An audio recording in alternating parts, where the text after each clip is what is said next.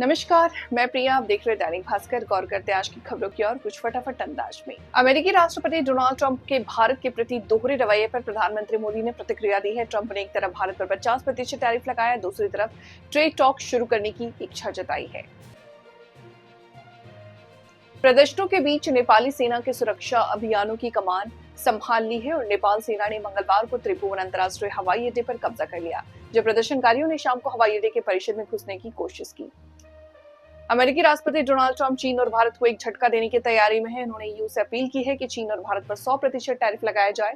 Trump का मानना है कि चीन और भारत रूसी तेल के सबसे बड़े खरीदार हैं, जिससे रूस की अर्थव्यवस्था चल रही है और यूक्रेन में रूस की बढ़त जारी है। दिल्ली में भारी बारिश के बाद अब सूरज फिर से आग फेंक रहा है, जिस कारण दिन में उमस भरी गर्मी लोगों को परेशान कर रही है। वहीं एक बार फिर दिल्ली में उमस भरी गर्मी का एहसास बढ़ने लगा। पंजाब में नदियों का जलस्तर घटने से राहत मिली।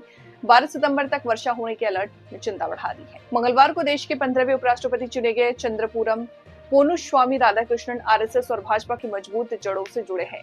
वे अपने साथ एक समृद्ध राजनीतिक और प्रशासनिक अनुभव लेकर आए हैं, जो उन्हें राज्यसभा सभापति के रूप में उनके कार्य में सहायक सिद्ध होगा। भाजपा ने मंगलवार को राजद उम्मीदवार सीपी राधाकृष्णन के भारत के नए उपराष्ट्रपति चुने जाने पर खुशी जताई और कहा कि यह चुनाव परिणाम उनकी व्यापक स्वीकार्यता का संकेत है, क्योंकि नई विपक्षी सांसदों ने अपनी अंतरात्मा की आवाज सुनकर उन्हें वोट दिया।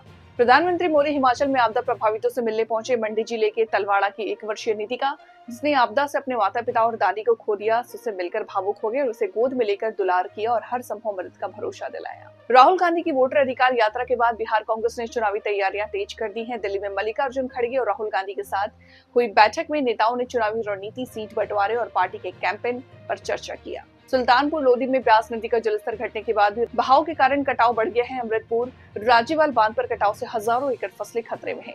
ग्रामीण ने विधायक संतों से मदद मांगी है, जिसके बाद बांध को बचाने के प्रयास जारी हैं। गोरखपुर के सहजनवा में चुनावी रंजिश के चलते ग्राम प्रधान ने एक युवक को गोली मार दी, जिससे वह गंभीर रूप से घायल हो गया। आरोपी की जूनिया कांग्रेस के साथ फोन पर बात कर रहे विपिन सिंह पर प्रधान और उसके साथियों ने फायरिंग की। फिलहाल वक्त हो चला है छोटे से ब्रेक का। जल्द हाजिर होकर ब्रेक के बाद, तब तक के लिए आप बने रहे हमारे साथ और मुझे दीजिए इजाजत। नमस्कार।